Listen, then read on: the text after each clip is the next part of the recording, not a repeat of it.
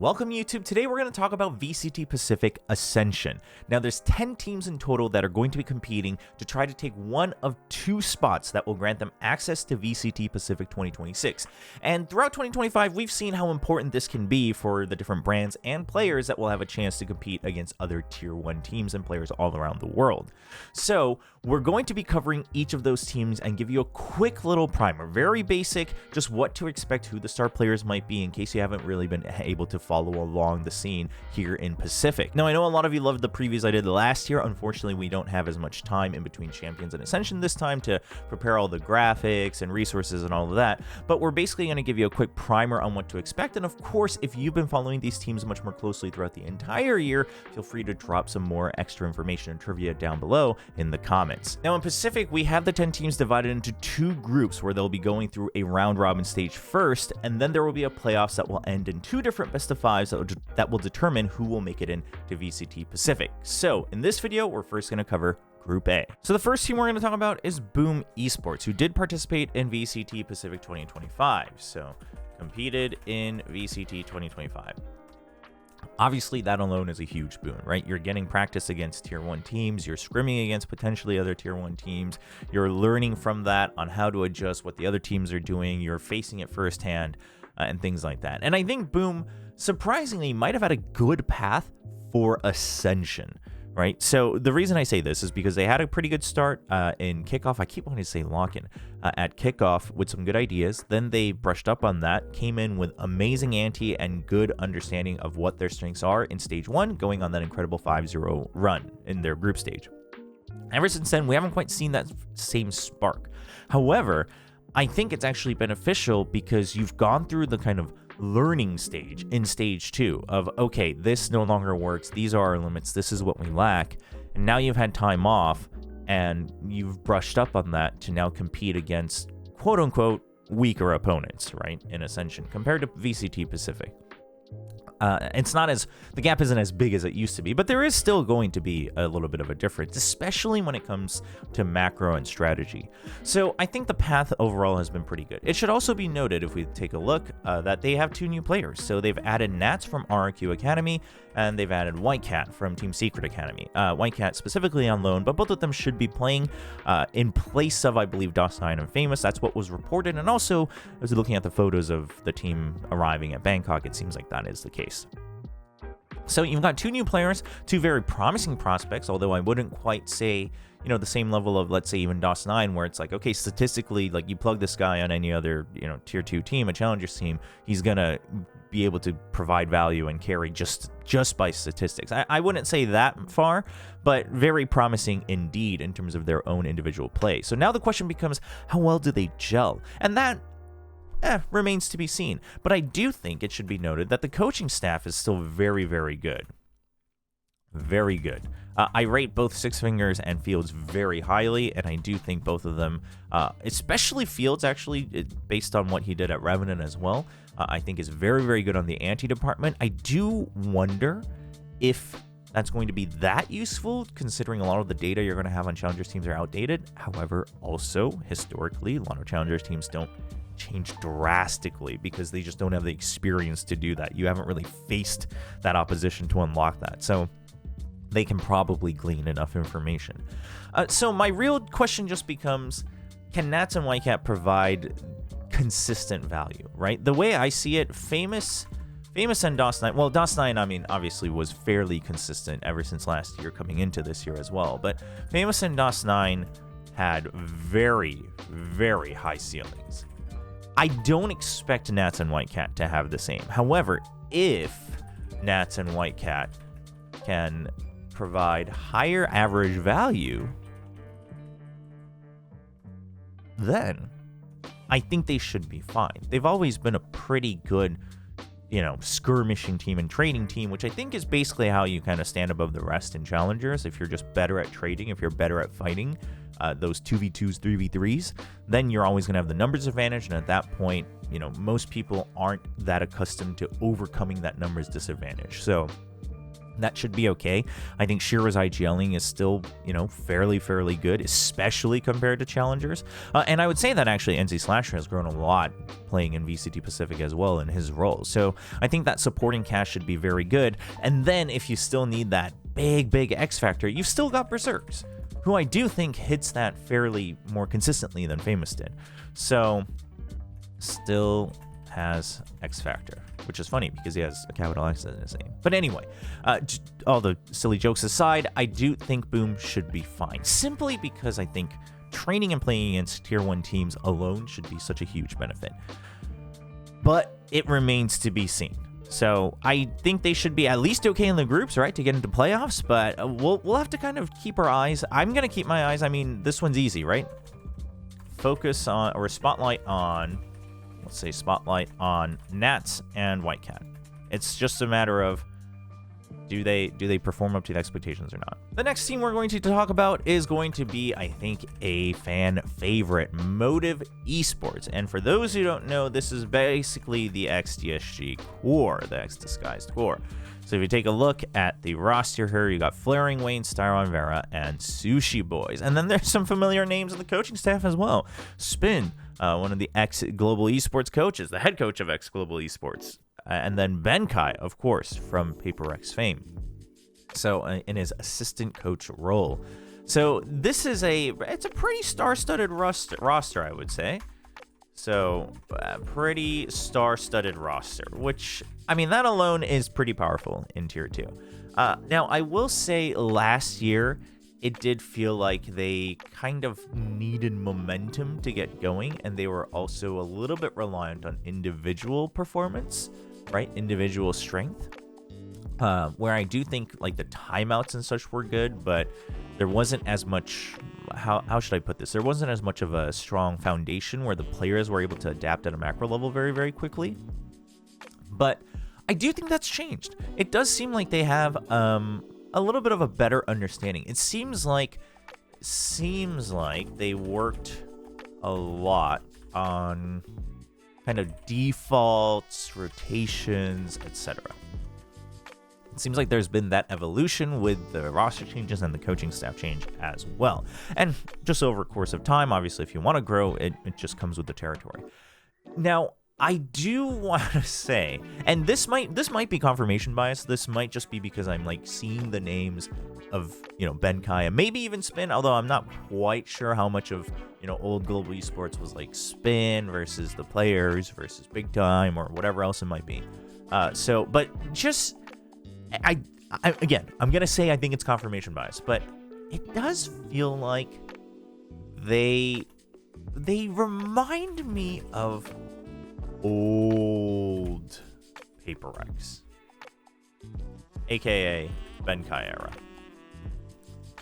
And what I mean by that is it does seem like there's a bit of a slight reliance on the Sentinel, Lurk, etc. There does seem to be a slight reliance on that to open up the map, to control the pace and things like that. Like that's their go-to safety net, which when you have a player like Sushi Boys is totally understandable, right? Even on his previous team, Sushi Boys was always kind of the one that would save his team from trouble, right? If things kind of went awry, he would be the one that would be like, all right, let's write the chorus, let's get back on track.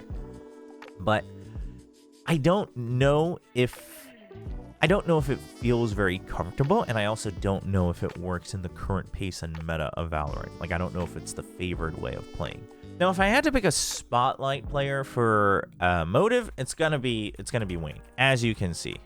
As you can see on the statistics here, he's top of the board on the ratings, a decent gap as well. If you take into everything else as well, let's just clean that up a little bit.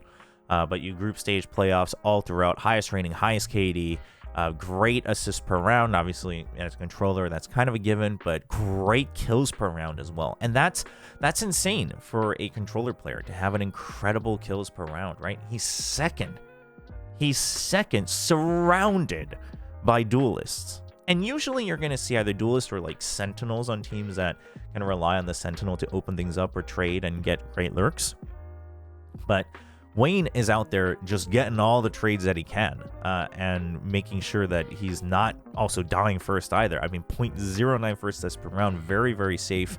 Obviously not the first kills per round out of it. So you know that he's going for the trades, which is huge, and especially in challengers. So I think Wayne is the player to look out for. You always have to be ready for Wayne rather than, Vera or, someone else who's going to be kind of spearheading the entire team. Bottom line, though, for Motiv, aside from Wayne, obviously, as the statistical spotlight player, like the one who's going to be the X Factor and potentially the carry, I do think the player you actually have to watch out for is Sushi Boys. He's always going to be looking for that lurk. He's going to be looking for that opportunity to kind of make a rotation happen or to get that one extra pick. And he's very, very good at that. He's also always traditionally been very, very good at clutches. So Sushi Boys is someone you have to kind of watch out for because he's the one who's going to create those kind of curveballs. The next team we're going to talk about is SLT Seongnam, coming in from Challengers Korea. Now, they were one of the favorites to make it into Pacific Ascension this year, kind of competing alongside BNK FearX. SLT Seongnam wins out in the end, and they will be taking the spot.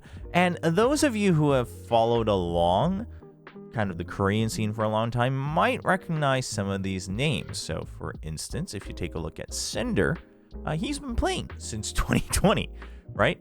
On and off on different teams all throughout, grinding away, and was able to make it onto a team and then now onto Pacific Ascension. So truly, truly the grind all the way. Now, one thing to note about SLT Seongnam is they've only really ever lost to the other academy teams, which obviously can't qualify for Ascension. So, they've lost to Genji Global Academy, they lost to T1 Academy, they lost to Stage 3 Finals to T1 Academy, and then they've lost to FearX as well. But otherwise, they haven't really had much other competition. So they were quite dominant in challengers, which is obviously going to be the case for all these different teams in their own leagues, but it's not like, they kind of flipped the script entirely. I just mean that FearX also had a roster that people were excited about, but SLT Seongnam kind of always able to stay one step ahead. One thing I want to note about SLT Seongnam is they are one of the teams that were actively using the Waylay. Now, it should be noted that they also had the whole Road to Ascension quite late, so they are one of the more recent resources that we've had, so who knows what the other teams have been cooking up, but we've been able to actually see it in action, and it's quite good. I would say that Zexy actually really understands kind of how to push the limits of Waylay, where it allows him to get a lot more aggressive. Just based on the movement and decision making, it does feel like it's still sometimes a little bit of overheat on paper, but if he gets the kill, he gets the kill, so it still works out. So I would say that right off the bat, we're going to say Spotlight Zexy. And it's because of the Waylay usage, which I still think that currently going into Ascension is still going to be kind of the prime example of can this team, or does this team have something that other teams don't, right? Are you ahead of the meta? Have you figured out the current patch a bit, more than your competition? Outside of that, the other thing I've noticed is that SLT Seongnam, which by the way, Seongnam is a city in Korea, so this is like a city-sponsored team, so just a little note. But anyway, that's a little trivia. But other things I wanted to note is that this team did feel like a team that was very focused on what comp works for us, which again is another point that I think is very important in challengers, right? So the two things I think are important in challengers here, I'll just write them on the screen real quick so you guys can see it. But one is skirmishes and trades, right? If you're good at that, you're going to win most of the other challenger teams. And two is play your own game/comp. So just copying, whatever the standard comp is or whatever the best team in the world is currently playing isn't actually the way to go in challengers, because you're always just going to be a lesser copy for the time being. Now, obviously, if you think you're still the best at it among challengers, I mean, maybe it works out. But I do think it's better to just say, okay, well, what are we good at, right? And let's focus on that.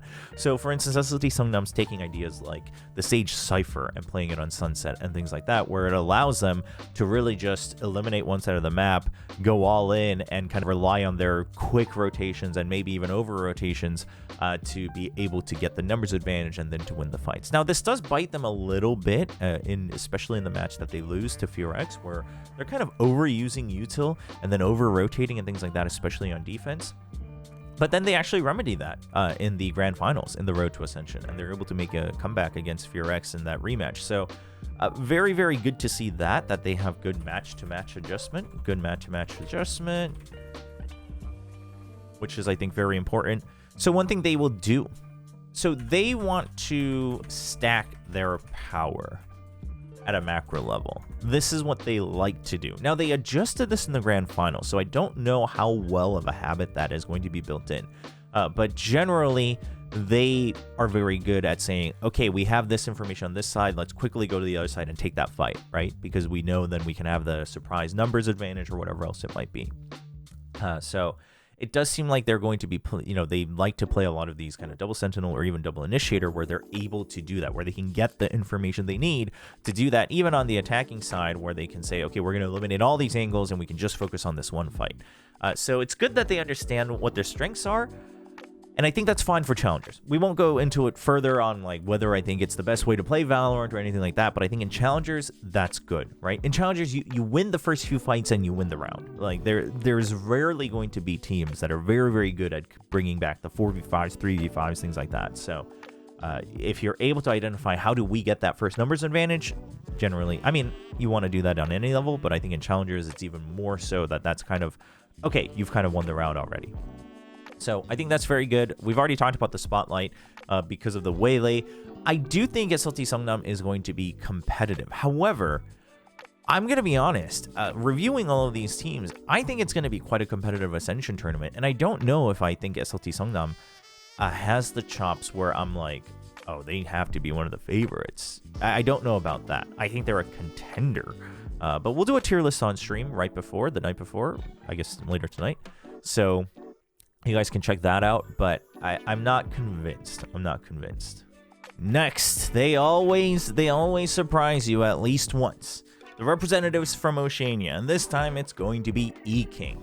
And in case you're confused, because every year it's a different name, this time we're going back to the old kind of Bonkers core, right? So, X-Bonkers / Jijiahao. I guess it was still called Jijiahao Bonkers, but X-Bonkers core. So last year it was Justice for Tomorrow. This year we're back to the Bonkers core, but there is a familiar name from Justice for Tomorrow, which is going to be Kana as well. So I don't know the Oceania scene very deeply, right? Obviously it's all very surface level and basically whoever kind of makes it into Ascension. But as far as I can tell, this is as close as you get to an all-star roster for Oceania. And I think that's promising because every year I think they've showcased that individually, first of all, that they can compete for sure. And in fact, I would actually rate it almost higher because you don't have as much resource for competition and practice, right? You're all practicing in your own bubble down in Oceania. So it's even more impressive. But then on top of that, I would say that the old Bonkers core actually showcased some great ideas as well. It's just that they weren't able to really maximize the execution of the ideas that they had in that first Ascension, unfortunately. So they weren't able to make it all the way, but they were very promising. But then look at who's the coach. So Fades's is the coach here for E-King. And for those who don't know, Fades's was the coach for Scars in the first Ascension, where unfortunately they lost, right? They lost to Bleed at the time. But this was the coach that was coaching the Crystal Gemkin duo on that team. And I think Fades's has incredible ideas and has showcased great coaching since then as well. But especially, I mean, that's when I first learned about him as a coach, and I was very impressed with what he was doing with Scars and how they were able to manage that. So I think this is a really strong combo of the roster and the coaching staff. Minimize, Lou, Dragon, all very promising, and then Kadiri joining them as well. So it's, the old core, JFT, kind of taking one of the best players you could find from JFT, adding in Kadiri, and then this should be an all-star roster here from Oceania. From the little that I've seen, it actually looks quite good. Almost kind of standard, if that makes sense. And I don't know how much of that is simply because they're dominating, right? For the most part, it's not like they've never lost and they're dropping maps here and there. So I don't know how much of it is that, but I do think it's quite promising. And I think this might be the year where you're expecting them to go a bit further, maybe even at least to that best of 5, and then we'll see we'll see what happens. I guess one thing I haven't noted about a lot of the different teams is that there are teams, a lot of these teams are actually not good at Icebox, and it actually works out for them because that's kind of where they were always kind of losing a map or dropping a map and things like that. Obviously, Icebox no longer in the pool for the time being, so it kind of works out. But overall, otherwise, fairly good. Not the greatest Sunset, as you can see, but I still think that they are one of the teams that you expect to do quite well at this tournament. Now, if I had to pick a player to focus on, this one's tough. Because I think this is, honestly, E-King is, I was kind of surprised because I think E-King might be one of the more well-rounded teams. And I don't mean surprised as in, like, I thought the E-King would be bad. I actually think, at this point, if you followed Ascension every year in Pacific, you have to have learned your lesson that Oceania will pack a punch. But, you know, I would say that I still expected a little bit of kind of, you know, still a hard carry to kind of be leading the charge or something like that. Now, I will say that they are the team that I've found the least resources on. It's always kind of tough to dig up all the VODs from Oceania, but I would say that they are kind of the most well-rounded team. But if I had to pick, and this might be, well, I mean, I'm kind of going to put it in the context of today, but I'm going to be keeping my eye on Lou. And here's why. Because I think Lou was individually really able to hit his peak 2 years ago when they were playing in Ascension as Bonkers.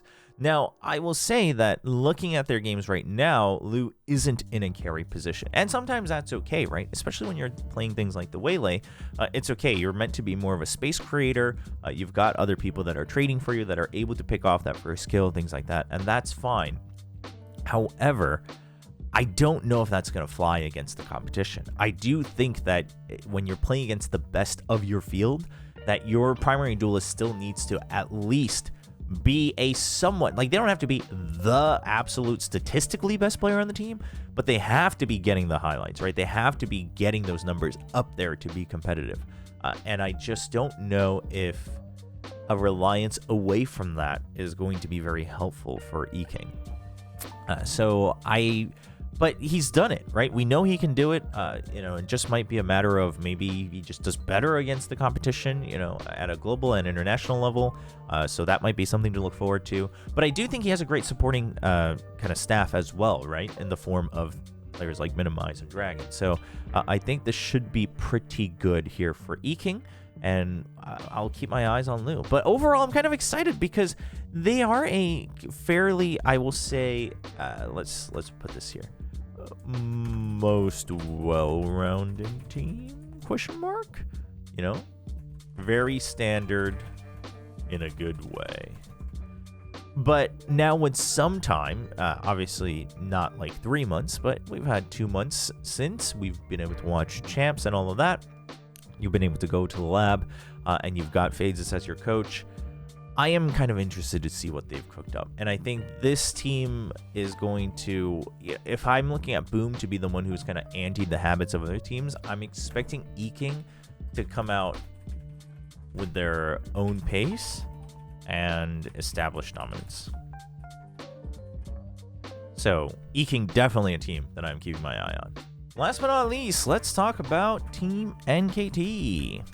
Oh, team is not capitalized here. Team NKT, hailing from Thailand, from the SEA circuit, right? The Southeast Asia circuit. And Team NKT, I was actually quite surprised about Team NKT because from the matches that I've watched on NKT, I thought they had some pretty good understandings of the maps. And when I say pretty good understanding of maps, I mean basically like, do you know where the most important parts are? Like what the priority sectors are of the map. And once you lose that or once you gain that, do you know how to rotate? Do you know where the gaps are? Do you understand who controls the map? Things like that, which you'd be surprised is kind of hard to tell once you're in the server. But it seemed like they had a pretty good understanding of like, okay, we won this fight. This is how we rotate. We got this section. Now we're going to, shift our weight this way and that. And it was very, very promising, especially on things like, especially on Bind. I was actually quite impressed. But The execution, though, is a bit lacking. It's a bit haphazard, bit messy, a bit haphazard, or to put it in a positive light, quite momentum based. Right? So when they're winning, they're winning hard. You know, they're able to kind of carry that momentum into the next round and things like that. But it relies on that snowballing round to round to round to round, which again, when you're playing against the best of the best, isn't really going to work out very well. Now, in terms of spotlight player, most of these players I'm not too familiar with. It seems like they are kind of a group of players that have been competing from different rosters within Thailand, and now you've kind of brought them under the NKT umbrella for the most part. Alert was the only one that I recognized right away from his previous time on Full Sense and Xerxia. But outside of that, not too familiar with individuals, although I gotta say, So Cool Soda is a sick name, so I'm a big fan of that. However, I think Zrip caught my eye, so my spotlight is going to be on Zrip. And the reason is because Zrip seems to be a pretty good opper, and one of the things I love to see from a good opper is how confident they are to take repeats, right? You take the first shot, whether you hit or not, or, maybe you get identified first by the opponents and you hide behind the wall, you go for another shot before you exit your position. Because if you don't do that, you're losing so much value from the op. Like, if you're getting the op, if you're buying the op, if you're investing 4,700 credits, you have to at least find some form of value. You have to really stretch the limits to get that value and not just give up space. If you're meant to just get vision, then you can just be a drone, right? You don't need 4,700 credits for that. You can zoom in on the Vandal and then exit. So what I love to see is people taking the repeats, people taking the second fight and things like that, people holding the ground to the last second to take that shot for a chance to get a kill before you exit. And it seems like Zrip is very good at that. It seems like Zrip has that confidence for the most part. So I'm looking at Zrip because, again, if you have a good opera, that's one of the ways that you can always have that numbers advantage or at least eliminate one entire part of the map. So I think Zrip is going to be a very crucial part of this team. Again, I think they have pretty good understandings of the game. It's the execution that matters. Now, they are also one of the teams that have been playing all the way up to September, so not as much time to brush up. So I don't think NKT is not on my favorite and contenders list. But I do think they're a neat team to watch out for because I think they showcase some good understandings, especially at a challengers level, on how to play the game, like how to play the map, let's say, how to play macro. It's actually the micro that they're lacking a little bit compared to their competition. So that was Group A, 5 teams, right? We've got 3 from the SCA circuit, 1 from Korea, and 1 from Oceania, representing Australia. I think quite a competitive group, I would say, actually. I think there's some chance for upsets as well. I'm very interested. We'll go through our tier list on stream, but not quite sure how I would rank these teams against each other, especially in terms of who's going to move out of the group stage. So that's going to be an interesting one. But on the next video, we're going to talk about the more important group, which is going to be Group B, where Nongshim Red Force is. So stay tuned for that.